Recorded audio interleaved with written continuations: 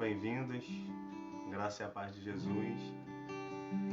Olá, boa noite.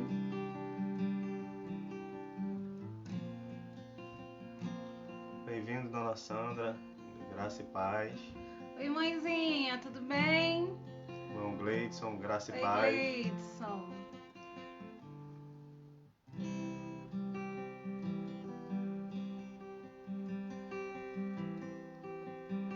Vamos orar, vamos começar nesse momento. Nossa irmã Heloísa vai orar. Senhor, nós louvamos o Teu nome, Pai, Amém, porque Senhor. Tu és um Deus tremendo e queremos Te agradecer, Senhor, por essa quarta-feira que o Senhor nos concedeu. Obrigado, Jesus, porque até aqui o Senhor tem nos ajudado, nos guardado, Amém, Senhor, nos conduzido debaixo do Teu amor e da Tua graça. Obrigada, Jesus. Acrescenta em nossos corações alegria, ânimo, Senhor, em Te servir, em estar na Tua casa, na Tua presença, Deus, e que possamos juntos, Pai, com alegria Te adorar nesse momento. Em nome de Jesus, amém, Senhor. Amém. Sejam bem-vindos todos aí, irmã Cátia, Evaristo, irmã Selma. Sejam bem-vindos. Olá, minhas irmãs, tudo bem? Saudade de vocês. Domingo a gente vai estar juntinha de novo, sem abraço, mas só de se ver, né? A gente já mata a saudade. Glória a Verdade. Deus. Oi, Célia. Boa noite, minha amada. Vamos adorar o Senhor, meus irmãos, nessa hora. Sei que estás aqui. Posso sentir o seu calor.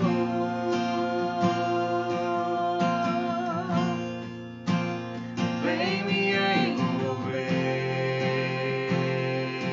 envolver, me constranger com seu amor.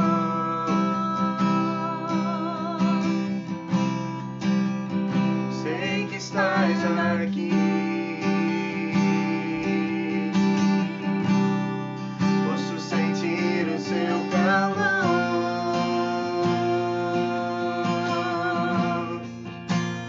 Vem me envolver,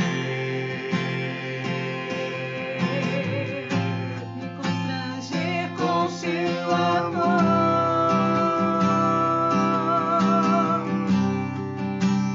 Filho de Davi,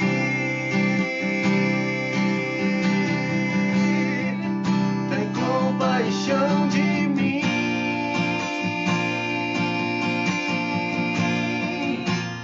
Toca nos meus olhos, pois eu quero te ver.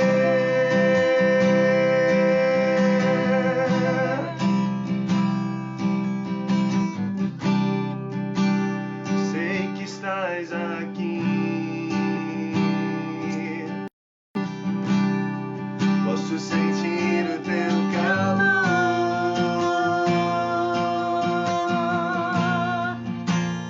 Vem me envolver, me constranger com seu amor.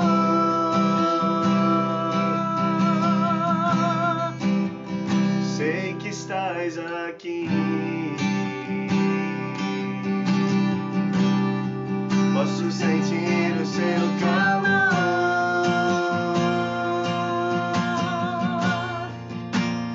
Vem me envolver, me constranger com seu amor.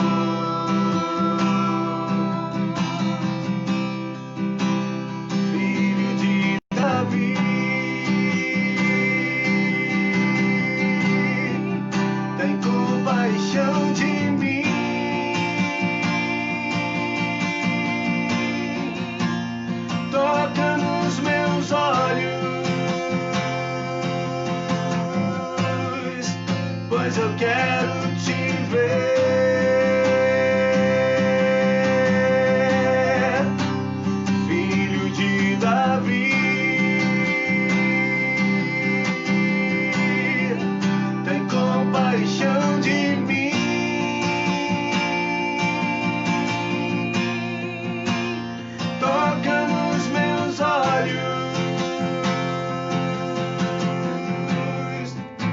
pois eu quero te ver.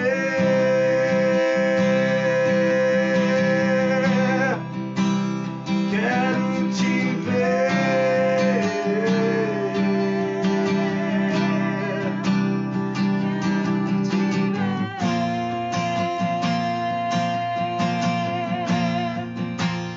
Toca nos meus olhos, pois eu quero te ver.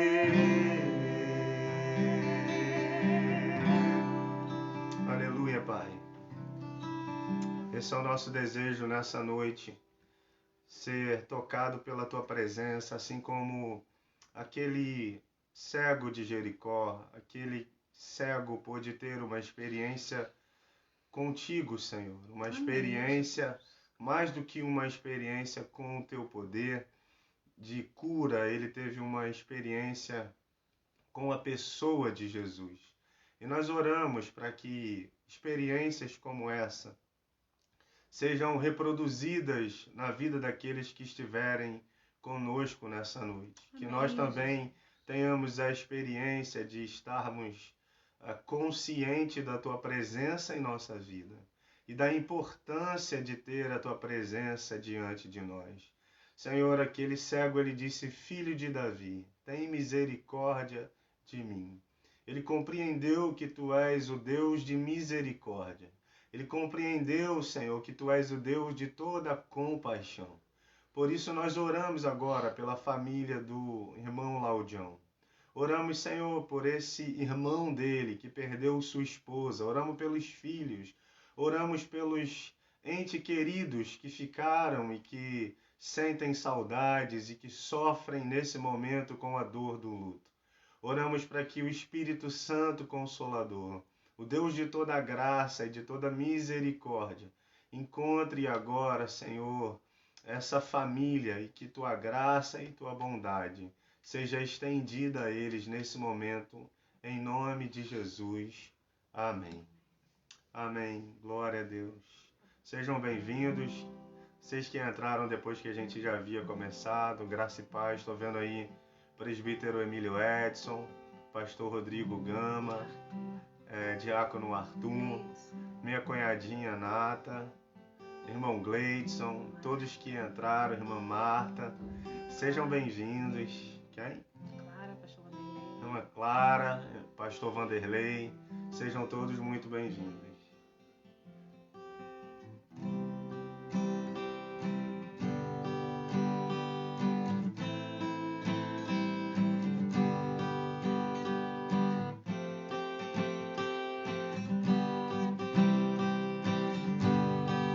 Não quero mais voltar atrás. Não quero mais voltar atrás. Quero ser santo como Tu és. Caminhar na Tua direção.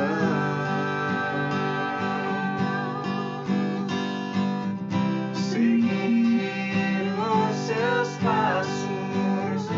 Ouvir a Tua voz. Saber o que está em Teu coração.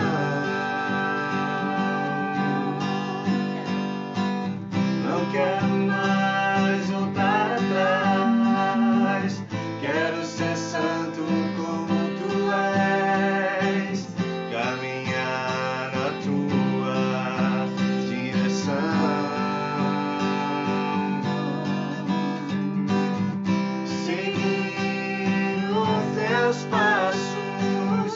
Ouvir a Sua voz. Saber o que está em Teu coração.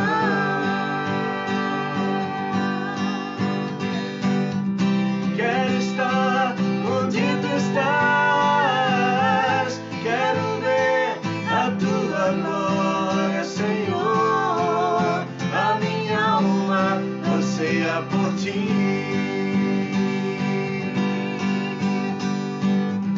Teu olhar no meu olhar. O Teu brilho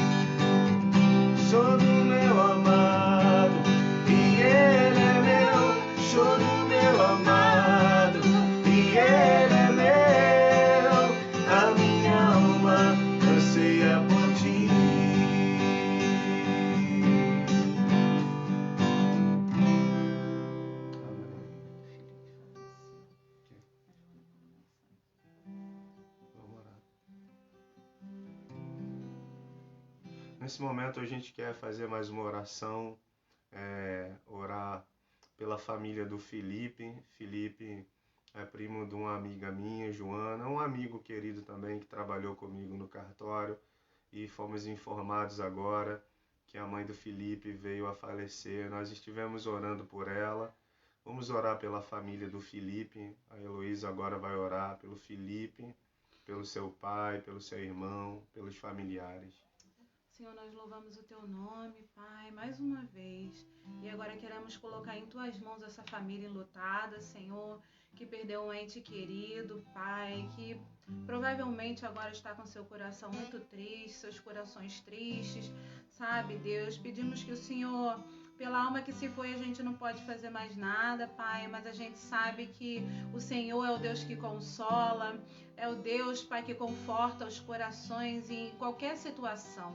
Então pedimos que o Senhor entre, Pai, vai ao encontro desta família em Tuas mãos, dos filhos, Senhor, dos sobrinhos, dos irmãos, sabe, Deus, e que o Senhor possa estar tocando nesses corações, trazendo, Pai, conforto e alívios para essas almas. Em nome de Jesus, amém, Senhor. Amém.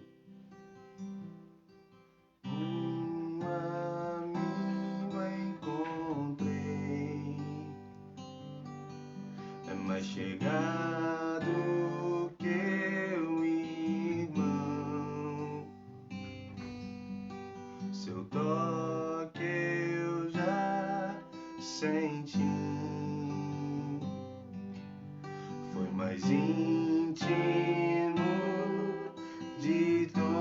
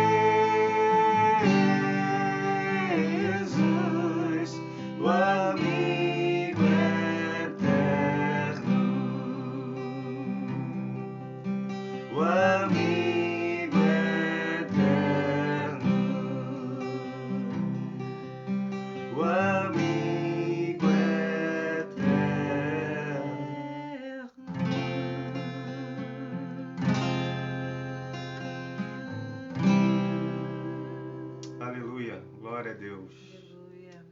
Deus abençoe sua vida, que esse amigo eterno possa abençoar sua casa, sua vida, seu coração, sua família, as famílias enlutadas aqui pelas quais nós acabamos de orar, que esse amigo eterno, esse Deus consolador, possa consolar os corações na noite de hoje, em nome de Jesus.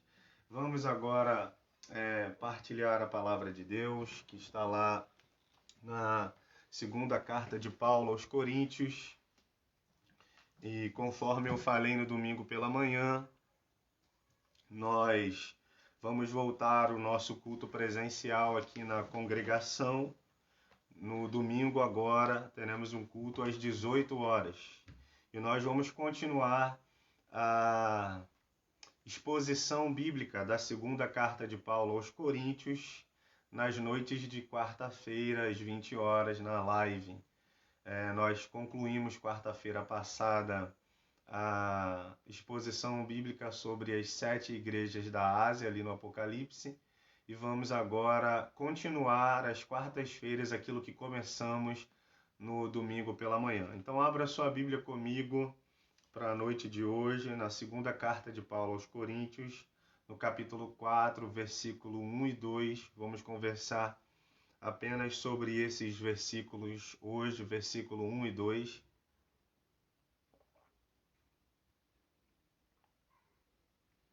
Segunda carta de Paulo aos Coríntios, capítulo 4, versículo 1 e versículo 2, que diz assim: Por isso, tendo este ministério, segundo a misericórdia que nos foi dada, não desanimamos, pelo contrário, rejeitamos as coisas ocultas que trazem vergonha, não agindo com astúcia, nem adulterando a palavra de Deus.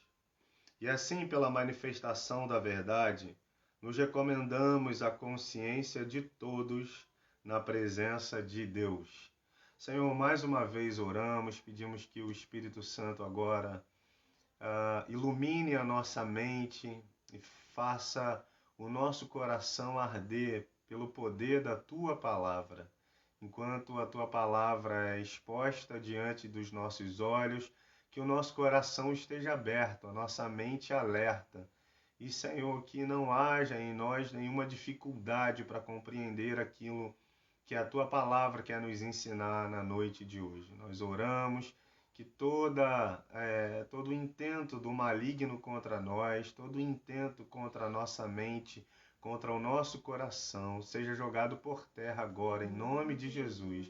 Que o Senhor leve a nossa mente e o nosso coração cativo ao Teu trono de graça, para diante da Tua Palavra, ser abençoado por aquilo que a Tua Palavra quer fazer em nosso coração.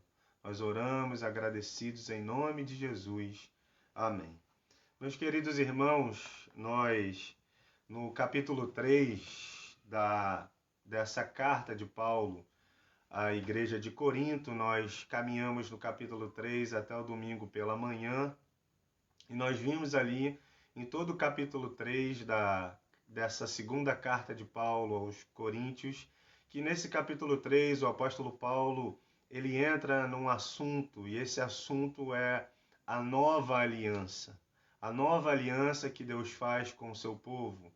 E nós percebemos, ao olhar para o capítulo 3, que o Paulo ele começa a fazer uma distinção entre a antiga aliança e a nova aliança. A aliança que foi feita com Abraão, com Moisés. A aliança, o Antigo Testamento, e a nova aliança, que é o Novo Testamento, a nova aliança que foi feita no sangue de Jesus. Vimos também, ao meditar no capítulo 3 da carta de Paulo aos Coríntios, que a nova aliança ela é superior à antiga aliança. Vimos a supremacia da nova aliança em detrimento da antiga aliança. Hoje nós queremos falar sobre o ministério da nova aliança. No capítulo 4, do versículo 1 até o versículo 18 desse capítulo, todo o capítulo 4, o apóstolo Paulo ele vai falar sobre o ministério da nova aliança. Esse é o tema central aqui do capítulo 4, dos versículos 1 até o versículo 18, do capítulo 4, da carta de Paulo aos Coríntios. Nós vemos esse assunto em voga.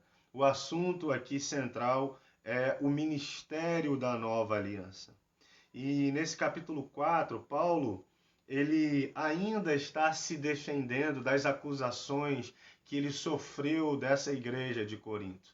Havia na igreja de Corinto alguns falsos mestres, falsos profetas, falsos apóstolos, falsos pastores, pessoas que estavam ali infiltradas na igreja e que começaram a colocar em dúvida o ministério do apóstolo Paulo, colocar em dúvida a autoridade apostólica de Paulo, colocar em dúvida a autoridade missionária de Paulo, ou seja, colocar todo o caráter do apóstolo Paulo como missionário, como cristão, como homem de Deus, colocar o caráter desse homem de Deus, que era um caráter ilibado, eles colocaram em dúvida, colocaram uma pulga atrás da orelha da igreja de Corinto sobre o caráter e os interesses do apóstolo Paulo na igreja e em pregar o evangelho de Deus àquela igreja de Corinto. Então Paulo, ele desde o capítulo 1 até aqui o capítulo 4, Paulo ainda está defendendo, fazendo uma defesa do seu apostolado, fazendo uma defesa da autoridade apostólica que ele tem, fazendo uma defesa do seu ministério. O que Paulo está fazendo aqui no capítulo 4 é isso. E não apenas defendendo o apóstolo Paulo, o seu ministério, mas ele apresenta agora o ministério da nova aliança. Um ministério que oferece às pessoas vida, salvação, justificação e que tem poder para transformar a vida de qualquer ser humano. É esse evangelho, é essa mensagem da nova aliança que o apóstolo Paulo tem a incumbência de pregar. É essa mensagem que ele leva, a mensagem que oferece ao pecador o perdão dos seus pecados, a salvação, a justificação e o poder para a transformação da sua vida. O evangelho, meus irmãos, ele não é, porque o assunto agora de Paulo é o ministério da nova aliança. E a mensagem do ministério da nova aliança, o evangelho, é o evangelho de Deus. A palavra evangelho significa boa nova, boa notícia, notícias de esperanças. E o apóstolo Paulo agora, ele vai falar acerca desse evangelho, desse ministério da nova aliança. E o evangelho que ele vai pregar, ele não é produto da mente humana, mas é um produto da revelação divina. Sua origem está no céu e não na terra. Sua oferta é graciosa, seu poder é irresistível, sua evidência é luminosa. Então o evangelho não é coisa humana, não é uma mensagem do homem, mas é uma mensagem divina, é uma mensagem que vem de Deus, é uma mensagem que vem do céu. O evangelho é a boa notícia de Deus para o homem perdido. O evangelho é a boa notícia de que o homem, para o homem, de que ele não precisa tentar alcançar a Deus por seus esforços, mas que a graça de Deus lhe prover a salvação e que o sacrifício de Jesus lhe dá méritos para que ele possa buscar a presença de Deus e ser de novo reintegrado na família de Deus, ser de novo estabelecido entre esse homem e Deus, a paz. Então essa é a boa notícia do Evangelho. Paulo, então, ele vai destacar aqui nesse capítulo 4, do versículo 1 em diante, até o versículo 6, Paulo, ele destaca 6 pontos importantes acerca do Evangelho. Mas nessa noite nós gostaríamos de falar sobre 3 pontos. Semana que vem falaremos os outros 3 pontos. Então, quais são os 3 pontos que fica nítido aqui no texto do apóstolo Paulo à igreja de Corinto? Que pontos são esses acerca do Evangelho? O primeiro ponto é que o Evangelho é concedido pela misericórdia divina e não pelo mérito humano. O que Paulo diz no versículo 1 é interessante. O Paulo diz, por isso, tendo este ministério. Ministério aqui, Paulo está falando sobre o ministério da nova aliança, o ministério do Evangelho, da proclamação do Evangelho de Jesus de Nazaré. Então ele diz, por isso tendo este ministério, segundo a misericórdia que nos foi dada, não desanimamos. Então Paulo diz que o ministério nos foi dado por misericórdia. O ministério da nova aliança, o evangelho da salvação, nos foi dado por misericórdia e não é fruto do mérito humano. Paulo, que foi um perseguidor implacável da igreja, do cristianismo, ele foi transformado pelo poder do evangelho quando perseguia a igreja. Você percebe isso lá em Atos capítulo 9.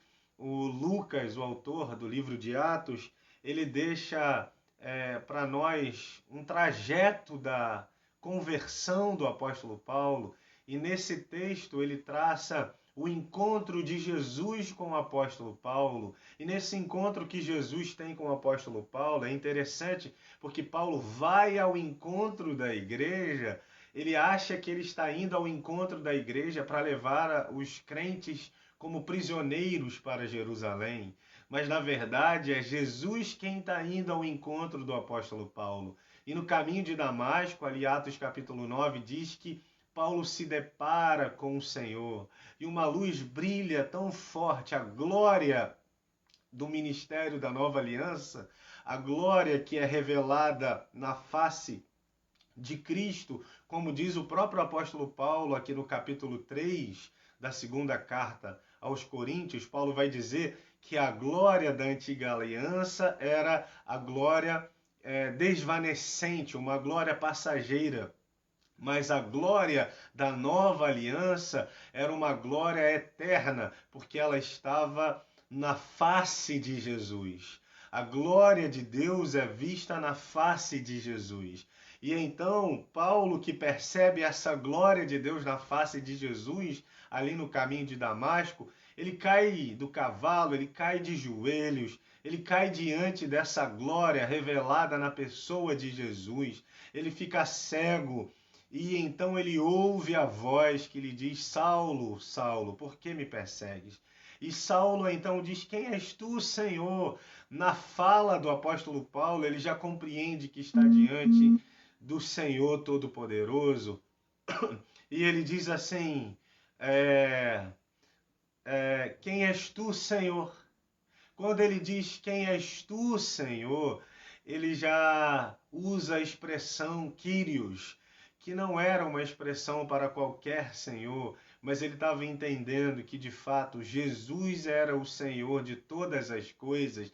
Então, Paulo já entende que deve submeter sua vida ao controle desse Senhor. Paulo já compreende que deve entregar sua vida ao controle desse Senhor. Paulo já compreende que não tem como fugir desse Senhor, que não tem como fugir da boa nova que esse Senhor lhe traz, da experiência, do poder, da glória desse Senhor que lhe envolve, dessa graça que é irresistível. Paulo sabe que não tem como resistir, ele se rende, ele diz, quem és tu, Senhor? E então o Senhor se apresenta ao apóstolo Paulo e o final da história, você sabe, ele é transformado de um homem perseguidor da igreja, com um instinto animal, um instinto para matar os cristãos. Esse homem é transformado no maior plantador de igrejas que esse mundo conheceu, no maior missionário que esse mundo conheceu. Nós acabamos de estudar Apocalipse, né? Lá as cartas, as 7 igrejas da Ásia no Apocalipse, e provavelmente aquelas 7 igrejas ali do Apocalipse, elas são frutos do ministério do apóstolo Paulo. Esse homem perseguidor, esse homem experimentou a misericórdia de Jesus. Jesus foi misericordioso. No encontro que Jesus tem com o apóstolo Paulo, o encontro é um encontro para estender sua graça, sua mão, sua bondade. É um encontro de transformação. Aquele que perseguia a igreja se vê diante do Senhor da igreja. Ele vai atrás dos cristãos, mas ele agora se vê diante do Senhor dos cristãos. Ele se rende, mas Jesus estende a graça, Jesus estende misericórdia e transforma, porque o Evangelho é a graça de Deus. O Evangelho é a misericórdia de Deus se estendendo a nós. É a longanimidade de Deus, é essa elasticidade no ânimo, esse longo ânimo que Deus tem. Os irmãos começaram a dizer para o apóstolo Pedro: vocês estão dizendo que Jesus vai voltar, que o dia chegará. Quando é que esse dia vai chegar? Está demorando. E o apóstolo Pedro disse: o Senhor está usando de longanimidade, porque Ele quer que o maior número de pessoas cheguem ao conhecimento dEle e alcancem a salvação. É a longanimidade, é a graça, é a misericórdia de Deus. A mensagem desse evangelho é a mensagem dessa misericórdia, porque essa boa notícia de Deus nos é dada não pelo nosso mérito. Não, Deus não viu nada em nós para que pudesse nos entregar o Evangelho. Deus não viu nada de bom em nós para que pudesse nos entregar seu Filho Jesus. Não, não havia nada de bom em homem algum, porque a palavra de Deus declara que o Senhor olhou para a terra, procurou um justo e não achou um justo sequer. Então não havia nada de bom, não tem a ver com o mérito. Ele não nos entregou a boa nova da salvação por achar algo de bom em nós.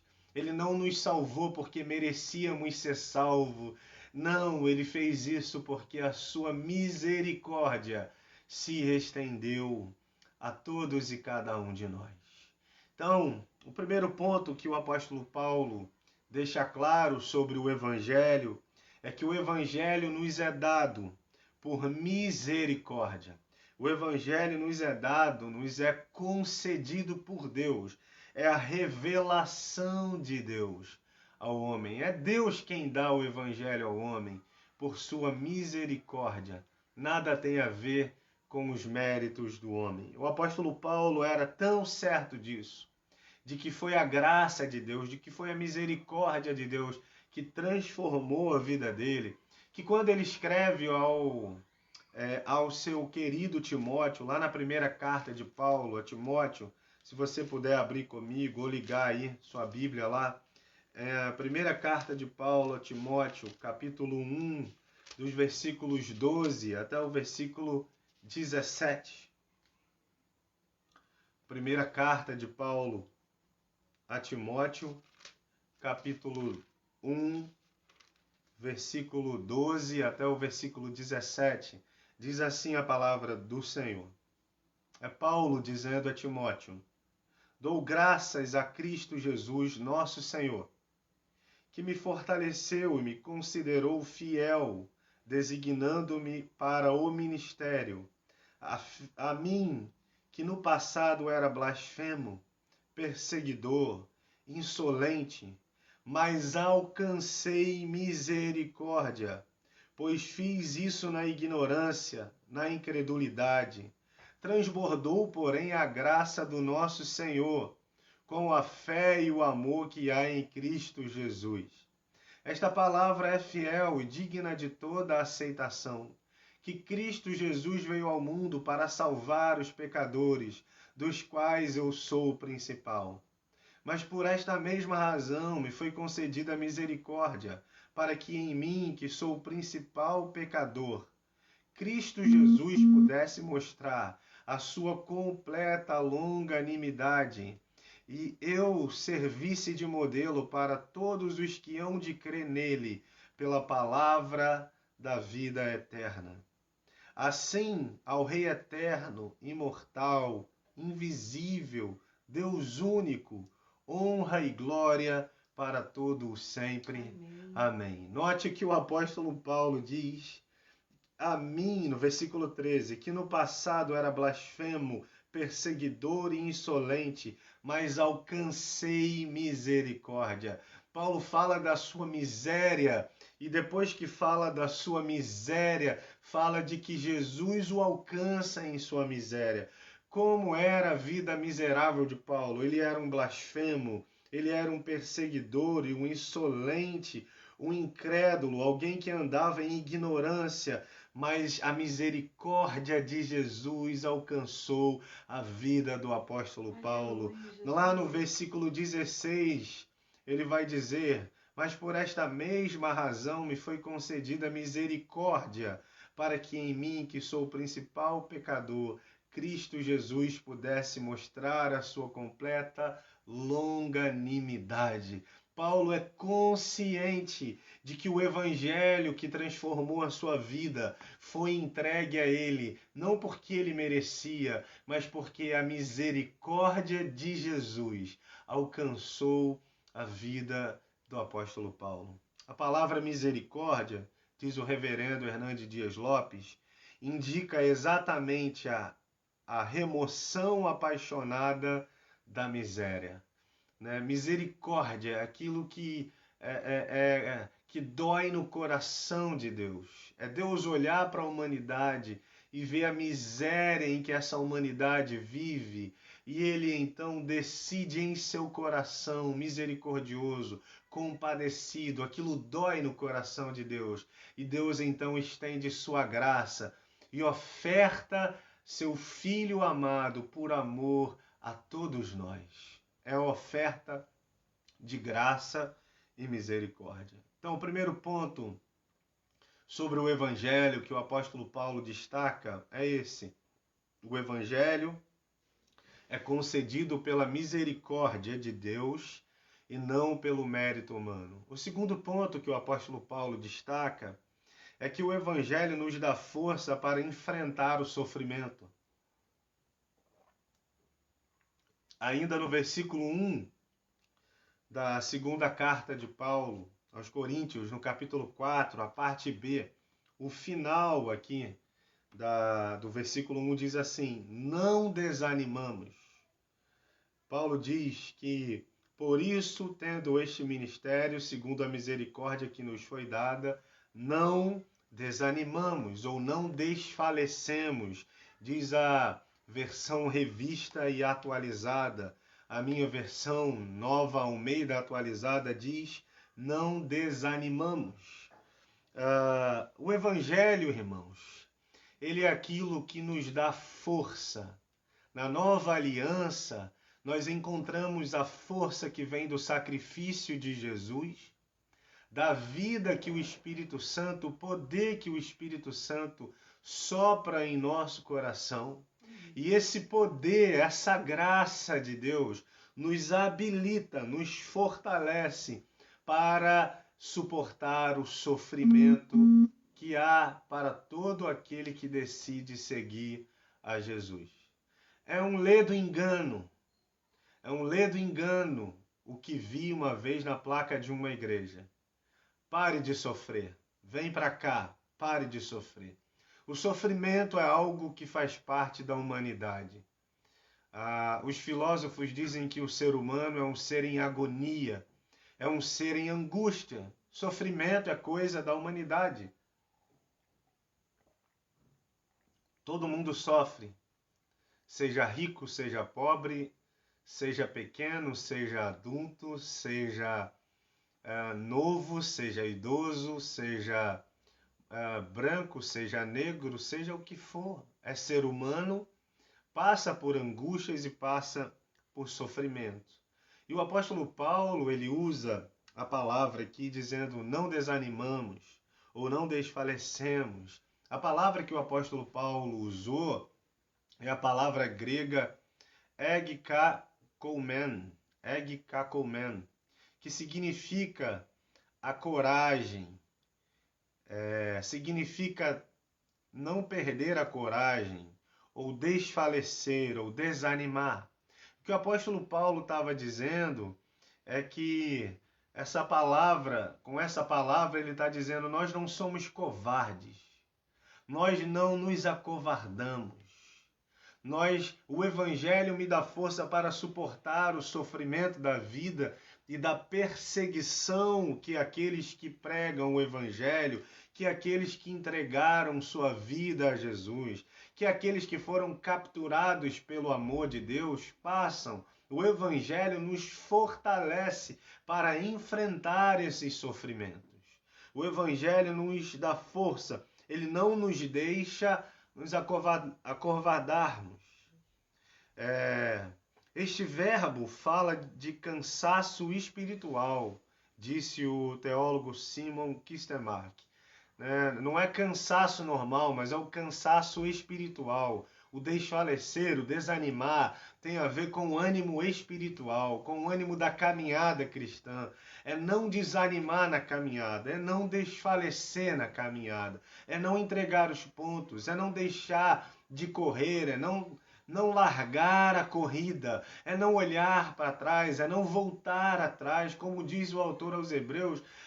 A minha alma, diz o Senhor, não se compraz daquele que volta atrás. É permanecer na carreira, é permanecer na corrida, mesmo diante dos ataques do inimigo, mesmo diante dos ataques dos perseguidores da igreja, mesmo diante dos ataques da mídia ao evangelho, mesmo diante dos escândalos que vivemos no século XXI, daqueles que dizem que são crentes, daqueles que dizem que são pastores, daqueles que dizem que são representantes da igreja dentro do Senado, da Câmara dos Deputados, ou da Prefeitura, ou da Câmara dos Vereadores, mas que são corruptos. Mesmo diante dessas decepções, mesmo diante de tudo isso, é permanecer na nossa fé, é perseverar, é não perder a fé, é não voltar atrás, é não olhar para trás.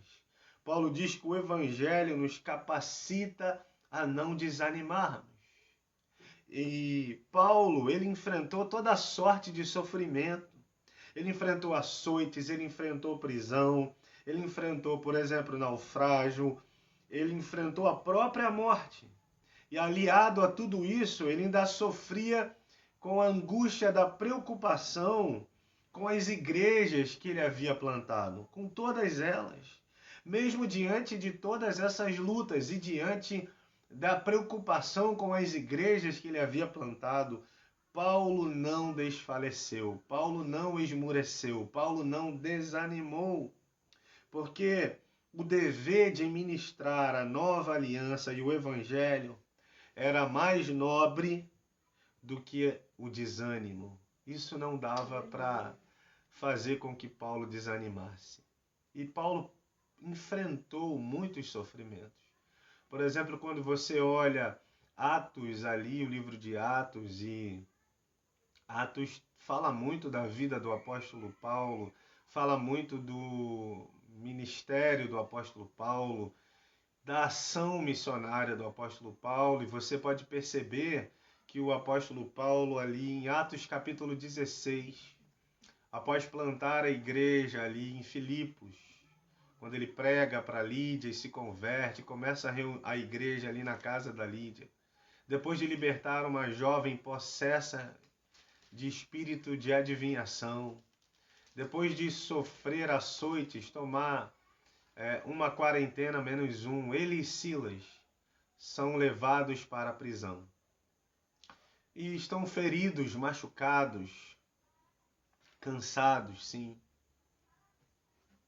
mas não desanimados, não desfaleceram. E a Bíblia diz que à meia-noite, só quem recebe força do Evangelho, só quem recebe a força do Evangelho, consegue não desfalecer numa prisão fétida, depois de estar com as costas todas ensanguentadas de tanta chicotada que tomou. Está com os pés acorrentados. Só quem recebe a força do Evangelho numa situação como essa consegue adorar o nome do Senhor. Aleluia, Jesus. O Evangelho nos fortalece para enfrentar o sofrimento. Amém, Senhor. Da mesma forma que fortaleceu o apóstolo Paulo, lá em Atos capítulo 27, quando Paulo é prisioneiro, está indo para Roma, ele apelou para Roma por ser cidadão romano, ele apelou para ser julgado pela corte do imperador de Roma. E Paulo está indo para Roma num navio cheio de prisioneiros. E aquele navio, então, para num lugar chamado Bons Portos. Mas chega o momento de voltar para o mar e de atracar no mar e ir em direção a Roma. O apóstolo Paulo, então, chama o capitão do navio e diz: olha, eu tenho um pressentimento, eu tenho um sentimento, eu percebo, eu tenho uma percepção, porque o apóstolo Paulo, ele era um homem de percepção espiritual. O apóstolo Paulo era um homem de discernimento, ele sabia discernir as coisas. O espírito dele estava conectado com o Espírito de Deus. E o apóstolo Paulo então diz: olha, eu percebo que essa viagem será de perdas, é melhor nós ficarmos aqui. Nós já estamos num lugar chamado Bons Portos, né?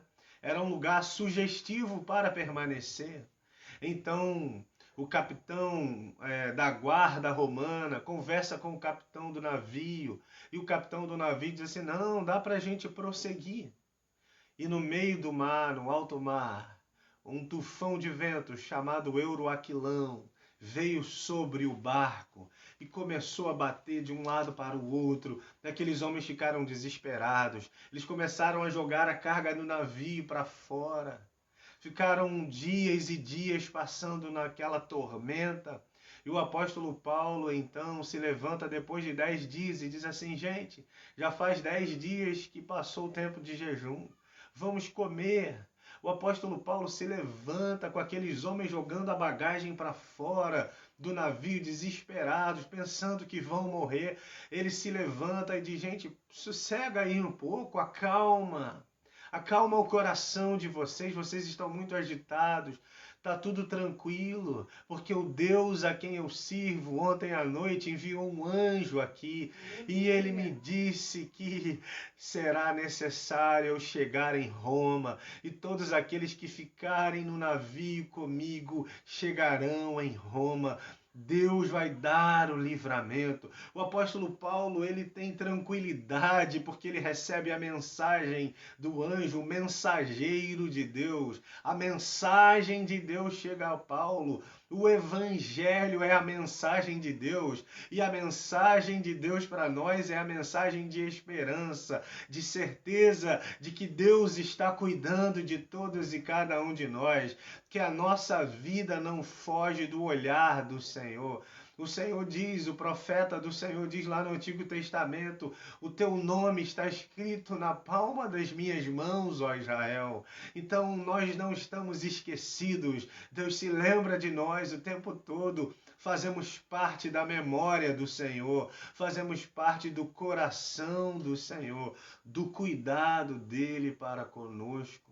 Por isso Paulo tinha força. A mensagem central do Evangelho é uma mensagem de esperança, de que Deus nos criou e quando nos perdemos, Ele providenciou tudo para nos recolher de volta para Ele. E Ele, esse Deus que nos cria, prover a nossa salvação, também prover a manutenção da nossa vida. O sacrifício de Jesus na cruz do Calvário não foi só para nos salvar, foi para que pudesse valer a pena nos criar. É por isso que o apóstolo Pedro diz, a primeira carta de Pedro, capítulo 1, versículo 18 e 19, que o sangue de Jesus é conhecido antes da fundação do mundo com efeito. A morte de Jesus foi há 2000 anos atrás, aproximadamente. Mas o efeito dessa morte é conhecido na eternidade. Ele morreu aproximadamente há 2000 anos atrás. Mas o efeito da morte dele foi conhecido lá na eternidade. Foi conhecido quando só havia a Trindade, quando o homem ainda não existia. Já o efeito da morte, do sacrifício do sangue de Jesus, já estava na reunião da Trindade. Se pudéssemos imaginar a reunião da Trindade, o Pai dizendo: vamos formar o homem, vamos criar o homem à nossa imagem e semelhança. E imagine que a Trindade respondesse, sim, vamos sim, o Filho respondesse, mas imagine que o Espírito Santo dissesse, sim, Pai, vamos criar, mas eles vão se perder de nós. E se eles se perderem de nós, eles vão cair na inexistência, porque nada existe fora de nós. Não existe nada fora de nós. Já disse Paulo lá no escrito de Lucas, em Atos, é Paulo falando aos gregos. Ele disse que em Deus nós existimos e nos movemos e nos mantemos. Ou seja, Deus é quem nos sustenta, é a graça de Deus, é o sacrifício de Jesus lá na eternidade, quando Jesus ele decide que vai se entregar por nós. Porque na reunião da Trindade, imagine que o Espírito Santo fala, eles vão se perder e fora de nós não há nada. Mas como que a gente vai poder continuar carregando os homens que se perderam, a humanidade que cometeu o pecado? Porque nós temos aprendido aí com o estudo bíblico do irmão Gleidson, né? A santidade de Deus é ferida pelo pecado da humanidade. Como é que Deus, então, pode continuar carregando pecadores? Como é que Deus pode carregar os pecadores? Ah, meus irmãos, o que carrega os pecadores na presença de Deus é o sangue de Jesus. O sangue de Jesus é o antídoto para o nosso pecado, é o sacrifício. Por isso Deus pôde nos criar, porque Ele já nos cria para nos manter vivos, porque ao nos criar, se Jesus não tivesse decidido sacrificar a sua vida por nós, quando Adão cometesse o primeiro pecado lá atrás, toda a humanidade cairia na inexistência. E nós não sabemos nem o que é inexistir, irmãos, porque nós existimos. É muito mais do que morrer. O pecado não era simplesmente algo que nos levaria à morte, mas é cair na inexistência, algo que nem entra na mente humana. O que é inexistir? Não sabemos, porque nós existimos, mas existimos nele, porque nele foram criadas todas as coisas, diz o apóstolo Paulo em Colossenses capítulo 1, as visíveis e as invisíveis foram criadas no sacrifício de Jesus. Ele, o Pai, a Trindade amorosa, nos cria, nos mantém vivos por causa do sacrifício de Jesus. Amém. E nos garante a salvação em Cristo Jesus. É essa mensagem, irmãos, que deve fortalecer a nossa fé. É essa mensagem que deve ser o suficiente, essa mensagem de amor, do Pai amoroso, da paternidade desse Deus que nos garantiu a vida, a manutenção da vida biológica, mas também que nos garante a vida eterna. Glória a Deus! Essa mensagem, esse evangelho precisa nos fortalecer e não deixar a nossa fé esmurecer.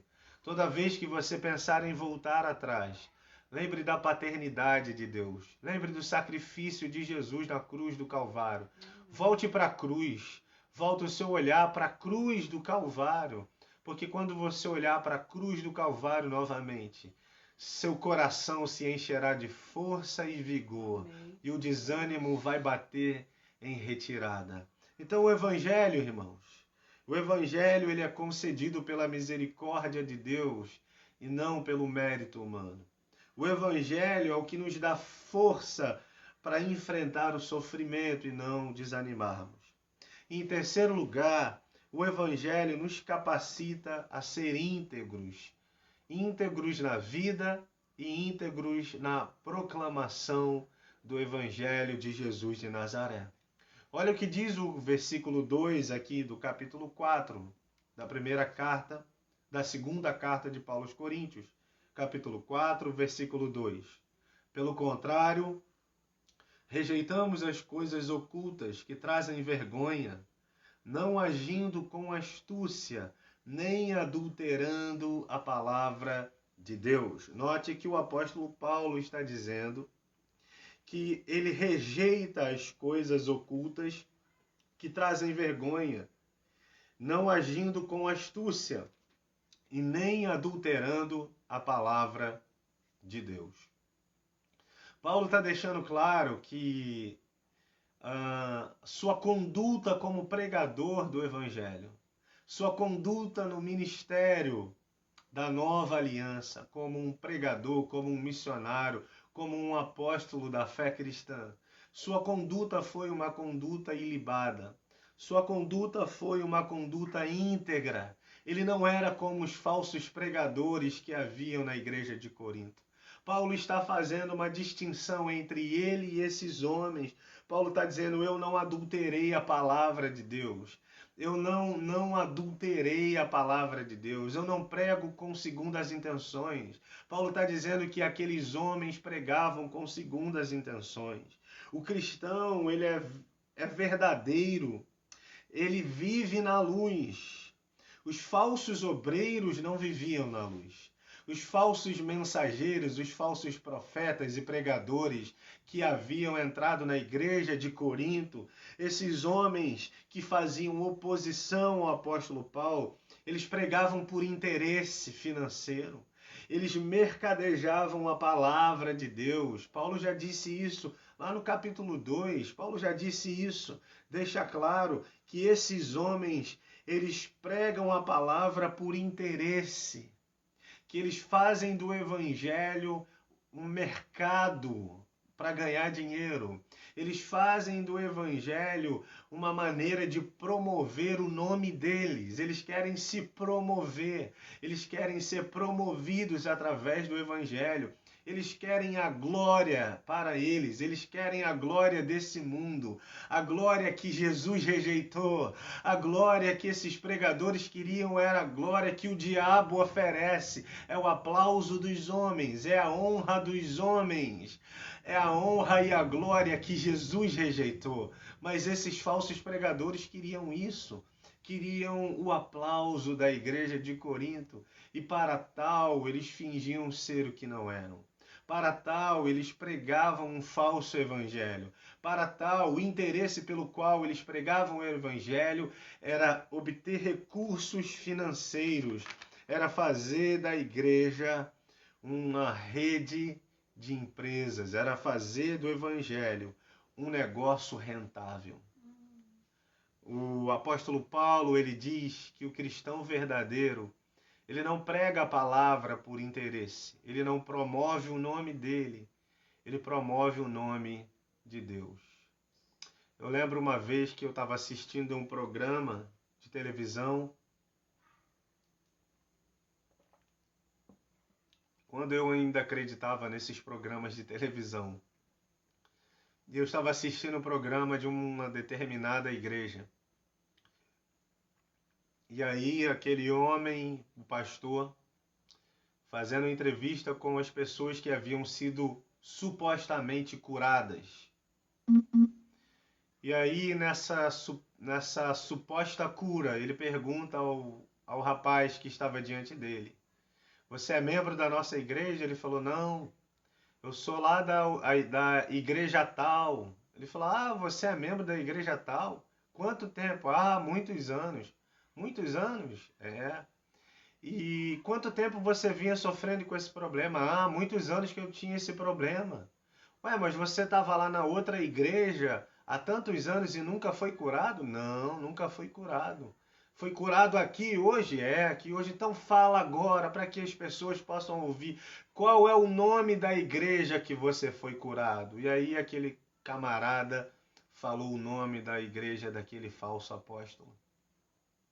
Porque aquele falso apóstolo queria promover o nome do seu mercado, que ele chama de igreja, do seu negócio rentável, que ele chama de igreja.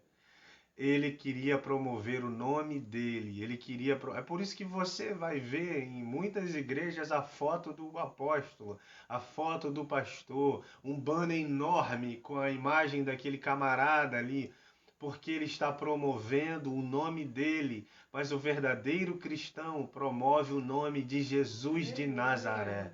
Ele não promove o nome da sua igreja, nem o nome da sua denominação. Ele promove o nome pelo qual importa que todos sejam salvos. Ele promove o nome daquele pelo qual lhe foi dado, a Jesus, o nome pelo qual todo joelho se dobrará e toda língua confessará que ele é o Senhor, para a glória de Deus o Pai. Aleluia. O verdadeiro cristão promove Jesus de Nazaré. É isso que ele promove. Paulo diz que esses homens, eles faziam coisas que eram vergonhosas, coisas que trazem vergonha. O apóstolo Paulo diz, versículo 2, pelo contrário, rejeitamos as coisas ocultas que trazem vergonha. Que coisas ocultas que trazem vergonha são essas? As coisas que haviam no coração daqueles falsos apóstolos. O interesse financeiro em pregar o evangelho. O interesse em fazer do evangelho mercado, um mercado rentável. Paulo diz, nós rejeitamos isso. E nem adulteramos a palavra de Deus. Paulo diz, nem adulteramos a palavra de Deus. O cristão genuíno, verdadeiro, ele é capacitado pelo evangelho a ser íntegro e a pregar o evangelho com integridade. O teólogo Ray Stedman diz que nos dias do apóstolo Paulo, haviam homens que achavam ser necessário produzir resultados visíveis e instantâneos a fim de parecerem bem-sucedidos em seu ministério. Eles queriam oferecer resultados rápidos. Eles queriam oferecer resultados visíveis para uma plateia. Eles queriam, é o famoso jogar para a plateia e não jogar para a equipe. É como um jogador de futebol que é individual, individualista. Ele joga fazendo firula, ele faz vários dribles, vários efeitos dentro de campo, mas não toca a bola para o companheiro fazer o gol. Ele mesmo não faz gol, ele só faz firula, faz uma jogada de efeito bonita e a torcida aplaude, acha bonito. Mas jogadas de efeito não ganham jogos de futebol. E aqueles falsos apóstolos queriam florir, fazerem discursos bonitos e até mesmo adulterar a palavra de Deus. Eles queriam promover o nome deles, eles queriam jogar para a plateia. Mas o apóstolo Paulo diz, o ministério que eu exerço não é assim. O que faço, a minha vida como apóstolo de Cristo Jesus, como mensageiro do Evangelho de Deus, não é assim. A minha pregação não é uma pregação adulterada, não é um falso evangelho. O cristão verdadeiro, ele não usa truques para enganar o povo. Ele prega a verdade e não distorce o texto. Isso quem disse foi o reverendo Hernandes Dias Lopes. O verdadeiro cristão prega a verdade, não distorce o texto. Eu lembro uma vez que meu professor de hebraico no seminário me contou uma história. Para mim não, para toda a turma. E ele disse que recebeu a ligação de um pastor de uma igreja famosa aí. Pela ética eu não vou falar o nome. Gostaria muito de falar, mas pela ética eu não vou falar o nome. E esse pastor ligou para meu professor de hebraico e pegou um texto lá do Antigo Testamento, um texto que não tinha nada a ver com oferta e nada a ver com dízimo. Mas esse pastor disse para o meu professor, o pastor Wallace, o que esse texto quer dizer no hebraico? Me diz aí, no hebraico existe a possibilidade dessas palavras aqui desse versículo aqui do Antigo Testamento, existe a possibilidade de fazer alguma ministração sobre dízimos e ofertas? E aí meu professor disse para ele, não, isso não tem nada a ver com dízimos e ofertas. Esse texto está totalmente fora do contexto. Mesmo que você use o texto no hebraico, não tem como falar de ofertas, não tem como falar de dízimos. Os falsos pregadores, os falsos mensageiros, eles vão ludibriando as pessoas, enganando as pessoas. e eles vão manipulando os textos bíblicos para enganar as pessoas. O apóstolo Paulo diz que o verdadeiro cristão, ele não manipula a Bíblia, ele não distorce a Bíblia, ele não faz o texto parecer aquilo que ele quer que o texto pareça, mas ele olha o texto bíblico e se rende ao que o texto bíblico diz. Ele não modifica a palavra, ele não adultera a palavra de Deus. O Evangelho, ele nos ajuda a viver em integridade, de maneira verdadeira. E também requer de nós cristãos que anunciemos o verdadeiro Evangelho de Jesus de Nazaré. Há muitos falsos evangelhos por aí. E se você foi salvo e liberto pelo Evangelho de Jesus, há uma incumbência sobre a sua vida. A incumbência de repartir com as pessoas o que você recebeu. O apóstolo Paulo diz, no texto que a gente costuma usar para ministrar a Santa Ceia, primeira carta dele aos Coríntios, capítulo 11, versículo 23, porque eu recebi do Senhor o que também vos entreguei. Então Paulo diz que ele entregou uma mensagem, e a mensagem que ele entregou foi a mensagem que ele recebeu. Ele não adulterou a palavra. Se você foi salvo pela palavra de Deus, salvo pelo sacrifício de Jesus, se você compreendeu o ministério da nova aliança, se você compreendeu a boa nova de salvação, há uma incumbência sobre a sua vida, há uma responsabilidade sobre você. Sobre você pesa a responsabilidade de entregar às pessoas aquilo que você recebeu. Que Deus te abençoe nessa noite. Que o Evangelho de Jesus produza efeito em sua vida para o seu crescimento espiritual e para a salvação das pessoas que estão ao seu redor. Que Deus abençoe sua casa, sua família, sua vida, em nome de Jesus. Amém. Lembra do que Paulo nos disse? O Evangelho nos foi entregue por misericórdia de Jesus e não por méritos. O Evangelho é o que nos dá força para resistir ao sofrimento. O Evangelho é o que nos capacita a viver em integridade e a pregar o Evangelho com integridade. Deus abençoe sua vida. Eu queria orar por você. E talvez você que esteja ouvindo nessa noite tenha sido abatido por algum tipo de sofrimento. Eu queria orar por você então. Se você está passando por algum sofrimento, o Evangelho é aquilo que nos dá força para encarar os nossos sofrimentos. Eu queria orar com você. Eu queria orar por você. Amém? Vamos orar. Pai bendito, somos gratos pela Tua palavra nessa noite. Somos gratos pelo Evangelho de Jesus de Nazaré. O Evangelho que nos salvou por graça e misericórdia, e não pelo nosso mérito.